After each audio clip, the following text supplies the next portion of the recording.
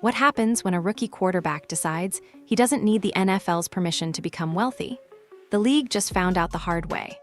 While Roger Goodell spent months carefully negotiating a massive partnership with Saudi Arabia's public investment fund, reportedly worth billions to NFL owners, a 22-year-old kid from Colorado allegedly walked in and secured his own $50 million deal before anyone could stop him. The owners are furious. Reports suggest Jerry Jones himself led an emergency conference call demanding answers about how this happened. But here's the thing that's keeping executives awake at night. Shedeur Sanders didn't break any rules. He didn't sneak around or hide anything.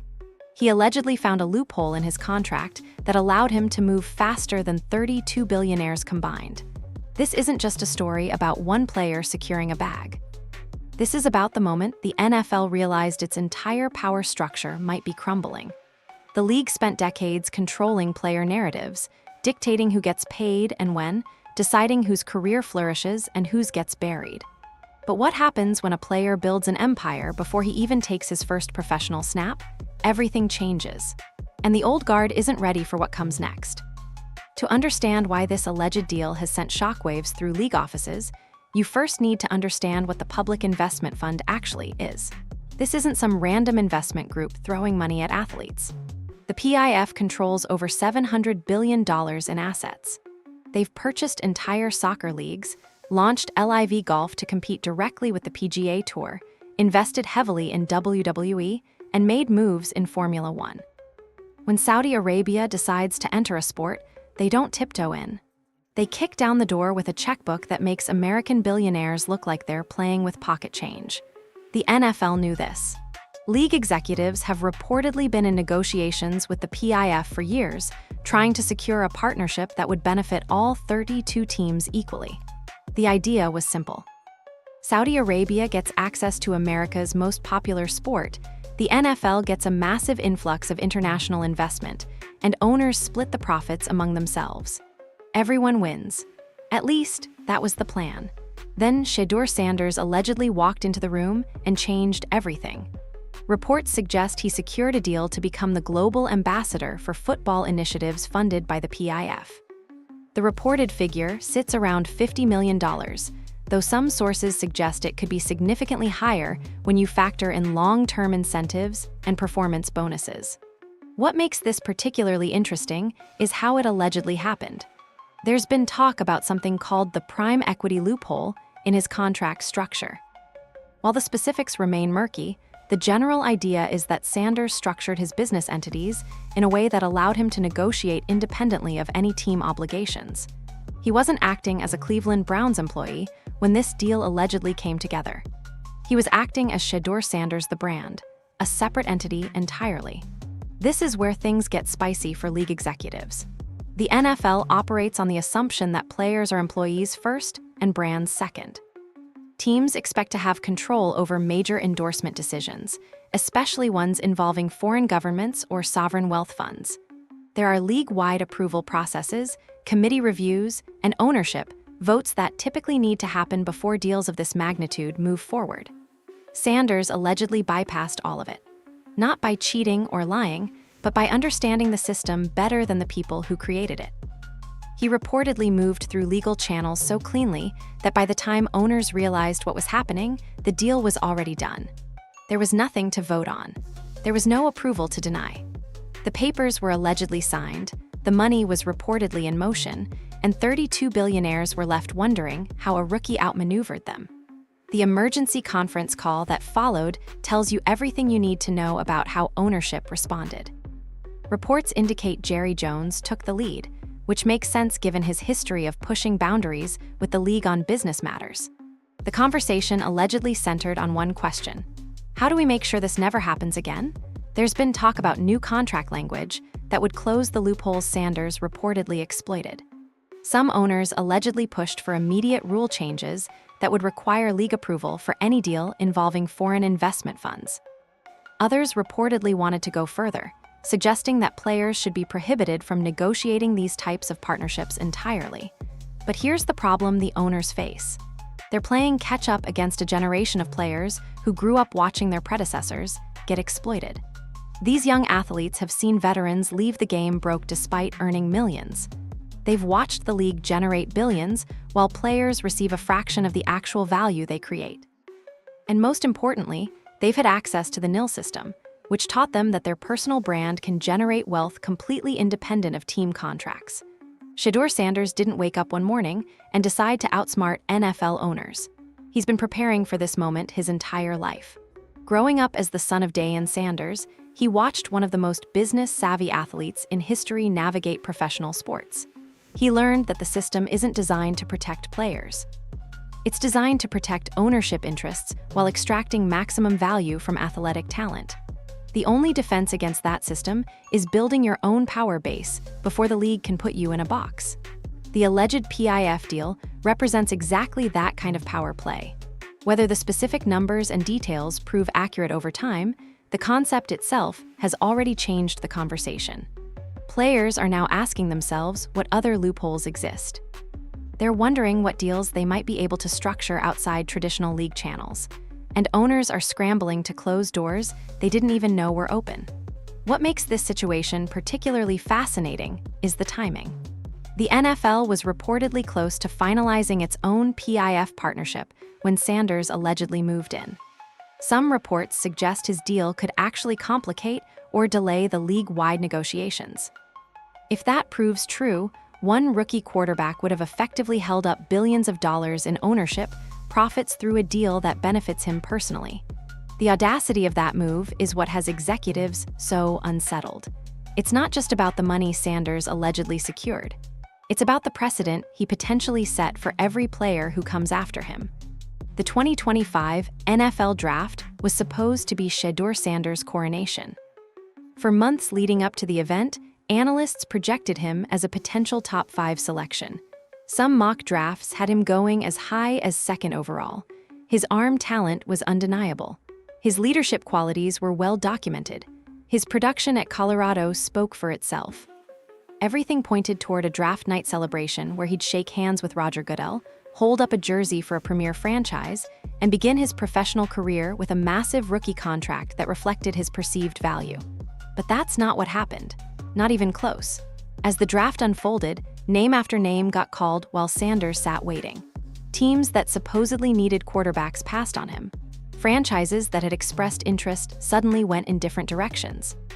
The phone stayed quiet longer than anyone expected. When Cleveland finally selected him, it came far later than projections suggested. The financial implications were significant. Dropping down the draft board reportedly cost him somewhere in the neighborhood of $40 million in guaranteed money compared to what a top 5 pick would have received. That's generational wealth that evaporated in a single evening. At least, that's how the media framed it. The narrative they pushed centered on humiliation, on lessons learned, on a young man finally understanding that confidence needs to be earned in the NFL. Talking heads spent days analyzing what went wrong. They questioned his character. They raised concerns about his coachability. They suggested that his personality rubbed teams the wrong way. Anonymous sources leaked stories about franchises being warned off during the evaluation process. Here's where the story gets interesting. Where were these concerns during the season? When Sanders was leading Colorado to victories, when he was making throws that had scouts drooling, when every major program in the country would have traded their starting quarterback for him in a heartbeat, nobody seemed worried about character issues. The concerns materialized suddenly and conveniently right when it mattered most. There's been significant speculation about whether the draft fall was organic or orchestrated. Some believe certain teams were genuinely concerned about fit and personality. That's fair. Not every player meshes with every organization, but others suggest something more coordinated was happening behind the scenes. The theory goes that league insiders recognized Sanders as a threat to traditional power structures. His brand was already established. His wealth was already accumulating. His platform was already massive. He didn't need the NFL to become famous or financially secure. For a league built on controlling player narratives and maintaining ownership leverage, that kind of independence represents a genuine problem. If players realize they can build empires before entering the NFL, what happens to the rookie contract system that keeps labor costs down for teams? What happens to the pay-your-dues mentality that convinces young players to accept less than their worth? The draft fall, according to this theory, was a message. It was the league telling Sanders and everyone watching that no matter how talented you are, no matter how many followers you have, the NFL still controls your professional destiny. But the message seems to have backfired spectacularly. Instead of a humbled rookie grateful for any opportunity, the league got a young man who treated the $40 million loss as a punchline. During interviews following the draft, Sanders displayed zero concern about the money he supposedly lost. His lifestyle didn't change. His confidence didn't waver. His brand continued growing. He pointed out something that made traditional football minds uncomfortable. When you've already built wealth independent of the league, losing draft position doesn't actually hurt you. It only hurts players who depend entirely on team contracts for their financial security. The private draft party became a symbol of this defiance. While other prospects sat in green rooms surrounded by cameras, waiting anxiously for phone calls that would determine their immediate future, Sanders hosted an exclusive celebration at his family's Texas estate. There were fireworks. There was luxury. There was a complete rejection of the nervous rookie aesthetic the NFL prefers. He controlled every aspect of how that night was presented to the public. No corporate cameras dictating the angles. No manufactured emotions for broadcast consumption. Just a young man celebrating on his own terms, seemingly unconcerned about where he landed because he knew his value extended far beyond a draft position. The question lingering over that evening remains unanswered. Did teams genuinely pass on Sanders due to legitimate concerns, or was there a coordinated effort to remind him that the NFL holds the power in this relationship? We may never know the full truth. What we do know is that the attempt to humble him didn't work. If anything, it appears to have motivated him to prove that the league needs him more than he needs them. The draft was supposed to establish the natural order. Veterans on top, rookies at the bottom, everyone understanding their place. Instead, it revealed that the old playbook doesn't work against players who have already won the financial game before taking a single professional snap. Cleveland may have gotten a bargain in terms of draft position, but they also inherited an athlete who knows his worth and refuses to pretend otherwise. Long before Shedeur Sanders heard his name called on draft night, he was already operating as a multi-million-dollar brand. This is the detail that makes traditional NFL executives deeply uncomfortable. The entire league structure depends on players entering the system hungry, dependent, and willing to follow established hierarchies in pursuit of financial security. Sanders arrived having already achieved what most players spend their entire careers chasing. By the time he finished his college career at Colorado, his nil portfolio was reportedly valued somewhere between $4 and $6 million annually.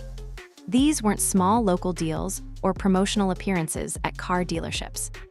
These were partnerships with global brands that typically reserve their budgets for established professional athletes with proven track records. Nike came calling early. The swoosh doesn't attach itself to college athletes unless they see legitimate star potential with crossover appeal.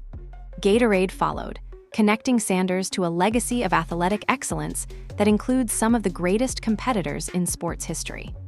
Beats by Dre added another layer of cultural credibility. Each deal reinforced the others, creating a snowball effect where brand value accumulated faster than anyone could have predicted. What made his approach different from other nil success stories was the strategic vision behind it. This wasn't random endorsement collection. Everything connected to build a coherent personal brand that could survive and thrive regardless of what happened in his football career. He understood something that previous generations learned too late. Athletic careers end. Brands can last forever if you build them correctly. The cars became the most visible symbol of this pre-NFL wealth. When you roll up to team facilities in an F8 Ferrari, you're making a statement that goes beyond transportation. You're telling everyone in that building that your financial situation doesn't depend on their approval or their paycheck. The Rolls-Royce, the Maybach, the Cybertruck. Each vehicle represented accumulated success that predated any professional contract. Teammates still grinding toward their first big payday watched a rookie park luxury that they hadn't yet achieved after years in the league. That visual disrupts locker room dynamics in ways that coaches and executives struggle to manage. The traditional power structure depends on veterans holding financial advantages over newcomers. When a rookie arrives already wealthy, the leverage veterans typically hold evaporates. Consider the psychological impact on contract negotiations. Most rookies enter their first professional contract knowing that their entire financial future depends on performing well enough to earn a second deal. They accept whatever the team offers because they have no alternatives. They stay quiet about concerns because they can't afford to rock the boat. They tolerate treatment that veterans would never accept because they're desperate to remain employed. Sanders doesn't face any of those pressures. If Cleveland lowballs him on an extension, he can walk away knowing his endorsement income will sustain his lifestyle indefinitely. If coaches try to use playing time as leverage for compliance, he knows his brand doesn't depend on snap counts. If the organization attempts to control his public image, he has direct communication channels with millions of fans who will hear his side regardless of what official team statements say. This independence extends to media relationships as well. Traditional sports journalism operates on access. Reporters stay friendly with teams because negative coverage gets you banned from locker rooms and press conferences. Players typically cooperate with this system because media exposure drives their endorsement value. Sanders flipped that equation entirely. His YouTube channel, his social media presence, his direct relationship with fans, all of it generates more engagement than traditional media coverage ever could. He doesn't need ESPN to tell his story. He can upload a video and reach more people than a primetime broadcast would deliver. The implications for sports media are significant. If athletes can bypass journalists entirely, the entire access-based reporting model collapses. But more importantly for our purposes, it means Sanders controls narratives in ways that previous generations couldn't imagine. When the draft controversy erupted, he didn't depend on friendly reporters to defend him. He spoke directly to his audience, framing the situation on his own terms. When speculation about his alleged Saudi deal began circulating, he could address it or ignore it based on strategic calculations rather than media pressure. The gatekeepers have lost their gates. That nil foundation changed everything about how he could approach his professional career. The $40 million in lost draft value that media personalities obsessed over represented a significant sum, certainly. But for someone already earning millions annually from endorsements, it wasn't the catastrophic setback commentators pretended it was. His lifestyle genuinely didn't change. His plans genuinely didn't adjust. The money he lost existed only on paper as a theoretical payment that never materialized. Meanwhile, players who entered the league before the nil era had to build their brands from scratch after arriving in the NFL. They spent years establishing name recognition, proving their worth, accumulating leverage through performance before they could command significant endorsement dollars. Sanders skipped that entire process. He arrived fully formed as a commercial entity, ready to compete with established veterans for marketing opportunities while simultaneously beginning his on-field career. The competitive advantage this creates cannot be overstated. While other rookies worry about making rosters and earning playing time to build their reputations, Sanders can focus entirely on football because his financial foundation is already secure. That freedom might be the most valuable asset the nil era has produced. Landing in Cleveland might be the most challenging aspect of Shedeur Sanders' professional transition, and it has nothing to do with his abilities. The Browns organization is experiencing levels of dysfunction that would test even the most veteran quarterbacks. For a rookie walking into this situation, the potential landmines are everywhere. Understanding the chaos requires starting with the elephant in the room: Deshaun Watson and his unprecedented contract. When Cleveland acquired Watson via trade, they gave him something no quarterback had ever received: a fully guaranteed contract worth $230 million. Every single dollar was protected regardless of performance, injury, or any other factor. At the time, ownership believed they were securing their franchise quarterback for years to come. Instead, they created a financial albatross that now threatens to sink the entire organization. Watson has been, putting it diplomatically, underwhelming since arriving in Cleveland. Injuries have limited his availability. When healthy, his performance hasn't matched the historic investment. The guaranteed nature of his deal means the team owes him massive payments whether he plays or sits on the bench. There's no easy way out of the contract. Trading him would require Cleveland to eat significant dead money. Releasing him makes even less financial sense. The Browns are trapped with a quarterback they reportedly no longer believe in, but cannot afford to move on from. Into this dysfunction walks Sanders, a rookie with more star power and commercial appeal than the highly paid veteran he's supposedly competing with. The quarterback competition, narrative being pushed by Cleveland media, would be laughable if it weren't so transparent. Watson showed up to a recent team event in costume, seemingly disconnected from the serious business of winning games. His body language has suggested someone counting guaranteed dollars rather than preparing for competition. Meanwhile, Sanders arrives with everything to prove and nothing to lose financially. The contrast couldn't be sharper. Coaching staff instability adds another layer of concern.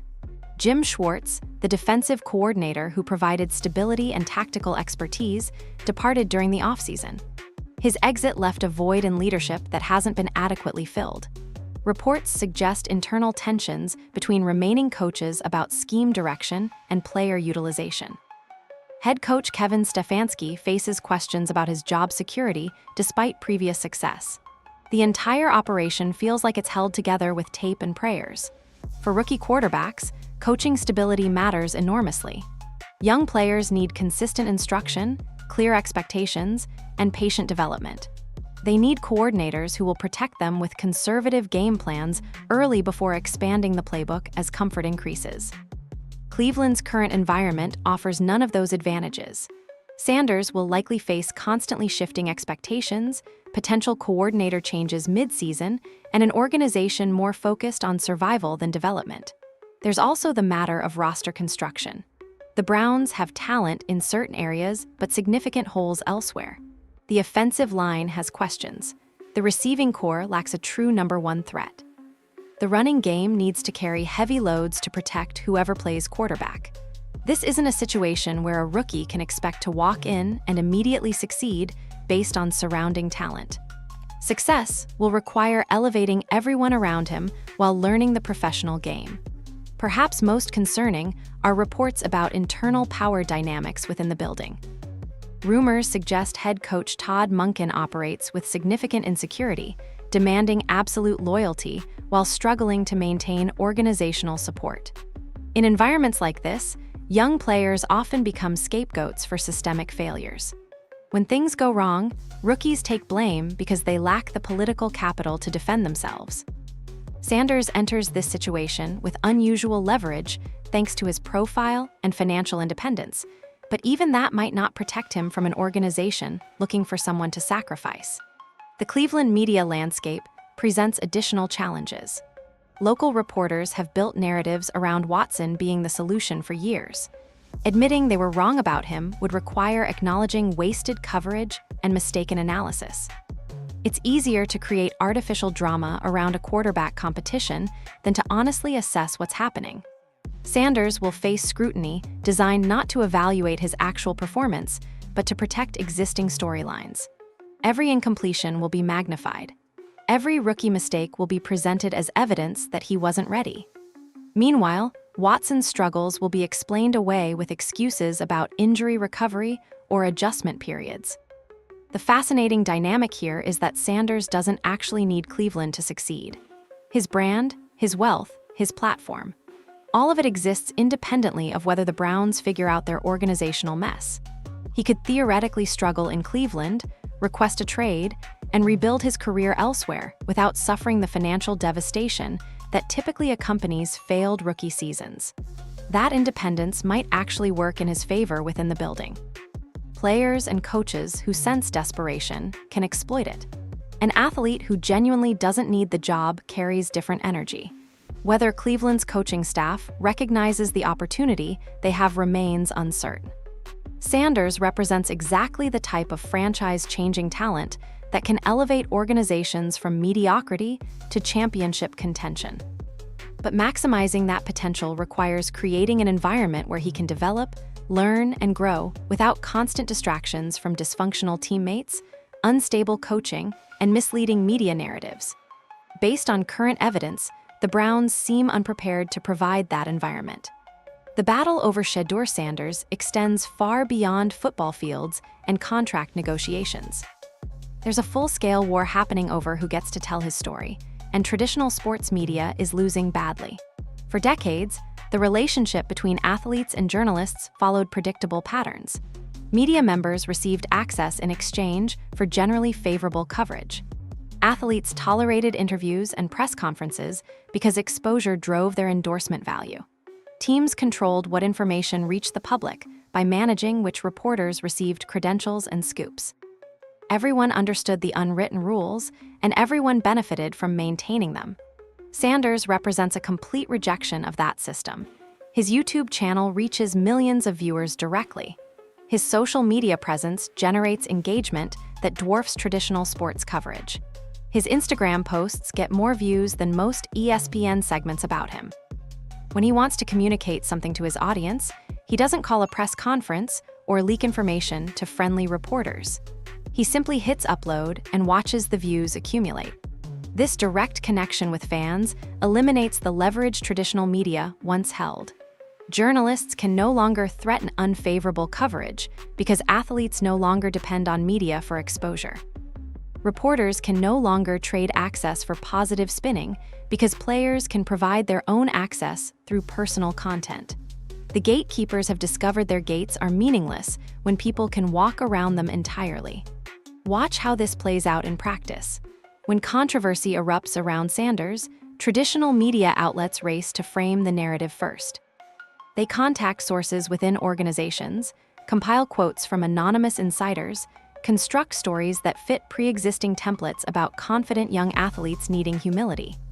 By the time these stories publish, Sanders has already addressed the situation directly through his own platforms. His version reaches his audience faster, feels more authentic, and isn't filtered through journalistic interpretation. Fans who follow him closely see traditional media coverage as secondary at best, deliberately misleading at worst. The draft coverage demonstrated this dynamic perfectly. Media outlets spent weeks questioning his character, raising concerns about his fit with various organizations, suggesting that his confidence bordered on arrogance. Anonymous scouts provided quotes about problems that somehow never appeared during his actual college career. The narrative was clear.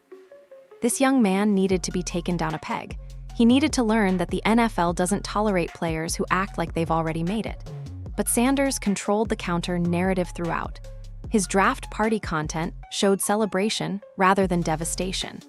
His subsequent interviews framed the slide as motivation rather than humiliation. His messaging emphasized that the money he supposedly lost didn't actually impact his life. Fans who watched his content understood a completely different story than fans who relied solely on traditional coverage. This media war connects directly to the larger power struggle between players and ownership. The NFL maintains control partly through narrative manipulation. The league decides which stories get amplified and which get buried. Teams manage player images through communications departments that control interview access and approve media requests. Owners understand that public perception drives everything from ticket sales to television contracts to merchandise revenue. A player who can shape public perception independently threatens this entire structure. Sanders can make the Browns look bad without saying a word to a reporter. He can celebrate victories in ways that highlight his individual contribution rather than organizational support. He can frame conflicts with coaches or management in terms that favor his position before teams even know there's a dispute to address. Consider the implications for future contract negotiations. Traditionally, teams held information advantages during these discussions. They controlled what stats got emphasized, what injury concerns got leaked, what character questions got raised. Players depended on agents to counter these narratives with limited success. Now imagine a player like Sanders entering extension talks while simultaneously producing content that highlights his value to millions of followers. The court of public opinion renders verdicts in real time, and teams can't control the evidence being presented. Traditional sports media has responded predictably to this shift.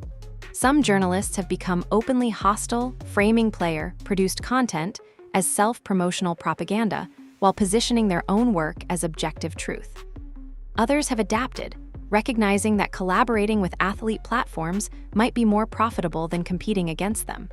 The Steiny interview Sanders chose over traditional media appearances represents this new model. He selected someone who would ask genuine questions rather than gotcha setups, someone whose audience aligned with his brand values, someone who wouldn't edit responses to fit predetermined narratives. This selectivity drives traditional journalists crazy. They're accustomed to athletes needing them, accepting whatever interview requests come through, grateful for any exposure regardless of how they might be portrayed. Sanders treats media appearances as strategic opportunities rather than obligations. He evaluates what each outlet offers his brand rather than automatically saying yes to established names. That calculation process represents a complete inversion of historical power dynamics. The NFL would love to stuff this genie back in the bottle. League executives understand that player media independence undermines ownership leverage across multiple dimensions. But there's no mechanism to force athletes back into media dependence. The technology exists. The audiences are built. The precedent is established.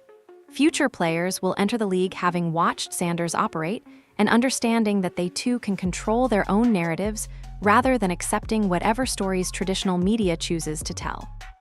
Everything happening with Shedeur Sanders points toward a fundamental transformation in how professional sports operates. This isn't about one player securing one deal or one organization struggling with one roster situation. This is about structural power shifting from ownership to labor in ways that can't be reversed. Understanding the magnitude requires examining how the old system functioned and why it's collapsing. Professional sports leagues have always operated as cartels controlled by owners. Salary caps limit how much players can earn regardless of their actual value. Draft systems assign young players to teams without any choice in the matter. Restricted free agency prevents athletes from testing the open market during their prime years. Every rule, every policy, every structural element was designed to suppress player earnings while maximizing owner profits. For generations, this worked because players had no alternatives. Where else could an elite quarterback earn millions playing football? What other options existed for athletes whose skills were valuable only within specific league contexts? The lack of alternatives meant accepting whatever terms owners dictated. NIL shattered this equilibrium permanently. When college athletes gained the right to profit from their name, image, and likeness, an entire generation learned that their value extended beyond team contracts. They discovered that personal brands could generate significant income independently. They realized that building audiences on social media created assets that teams couldn't control or claim. By the time these athletes reach professional leagues, they arrive with fundamentally different expectations than previous generations held. Sanders represents the leading edge of this transformation. His wealth existed before the NFL offered him anything. His fame existed before he took a professional snap. His leverage existed before he signed a rookie contract. Teams can no longer intimidate him with financial uncertainty because uncertainty doesn't apply to his situation. They can't pressure him with playing time threats because his brand doesn't depend exclusively on football performance. They can't control his narrative because he owns the platforms where his story gets told. This independence changes everything about how he can approach his career, but the implications extend far beyond one player. Every young athlete watching Sanders is learning lessons about building power before entering professional systems designed to exploit them. They're seeing that the humble rookie path their predecessors followed wasn't humility at all. It was submission to structures that benefited owners at player expense. Why accept suppressed earnings when you can build independent income streams? Why defer to organizational authority when you can establish your own authority first? Owners recognize this threat, which explains the emergency conference calls and rushed policy proposals. They're scrambling to close loopholes and create new restrictions before the Sanders model becomes standard practice. But they're fighting against technological and cultural forces beyond their control. Social media platforms will keep enabling direct fan connections. NIL regulations will keep expanding as courts and legislatures recognize athlete rights. Young people will keep building brands before entering professional systems. The old model of desperate players grateful for any opportunity is dying regardless of what owners prefer. Some analysts suggest this power shift threatens competitive balance. If wealthy players can choose their destinations and dictate terms, won't the biggest markets always win? Won't small market teams become permanent losers? These concerns misunderstand the transformation occurring. Players aren't seeking to destroy competitive structures. They're seeking fair compensation for the value they create. The current system doesn't produce competitive balance anyway. It produces suppressed wages and artificially limited player movement while owners pocket the difference. The Sanders model actually benefits fans in several ways. Athlete-produced content provides access that traditional media never offered. Players controlling their narratives means more authentic communication rather than corporate-approved messaging. Financial independence allows athletes to speak honestly about organizational dysfunction without fear of retaliation. The transparency that results from player empowerment should improve rather than diminish fan experience. What makes this moment particularly significant is that there's no returning to the old model. Even if owners successfully close the specific loopholes Sanders reportedly exploited, the underlying conditions that enabled his approach remain unchanged. Players will keep building pre-professional brands. They'll keep establishing independent income streams. They'll keep developing direct audience relationships. Each generation will enter leagues with more leverage than the previous generation held. The NFL faces a choice about how to respond. They can fight this transformation, creating adversarial relationships with players who will eventually win through economic and cultural pressure. Or they can adapt, recognizing that partnership with empowered athletes might produce better outcomes than suppression ever did. Historical patterns suggest leagues typically choose conflict before acceptance, prolonging inevitable transitions while generating unnecessary friction. Sanders appears unconcerned with league preferences. He's operating according to principles that prioritize personal brand building over organizational loyalty, independent wealth over team-dependent income, controlled narratives over media-filtered stories. These principles will guide his career regardless of how owners or executives respond. And every success he achieves will inspire imitation from players who recognize the path he's pioneering. The revolution isn't coming. It's already here. The only question remaining is how long traditional power structures will pretend otherwise before acknowledging the new reality. The draft fall was supposed to humble Shedeur Sanders. It was supposed to remind him that the NFL controls player destinies, that confidence requires permission, that wealth flows only through channels owners approve. Instead, it revealed exactly how little traditional leverage matters against players who have already built their own kingdoms. The alleged Saudi deal represents just the beginning. Whether that specific partnership unfolds exactly as reported matters less than what it symbolizes. A new generation is arriving in professional sports with fundamentally different expectations about power, about money, about who controls the narrative. Cleveland can embrace this reality or fight against it. They can recognize the extraordinary opportunity sitting in their quarterback room or squander it through organizational dysfunction and misplaced loyalty to failing systems. The choice will define their franchise for years to come. But regardless of what Cleveland decides, the transformation Sanders represents continues. Every young athlete watching has learned lessons about building leverage before entering systems designed to suppress it. Every owner scrambling to close loopholes understands that control is slipping away. The old model served its purpose for those it was designed to benefit. Its replacement will serve different masters. The players are taking their power back. And nobody, not owners, not media, not the league itself, seems capable of stopping them.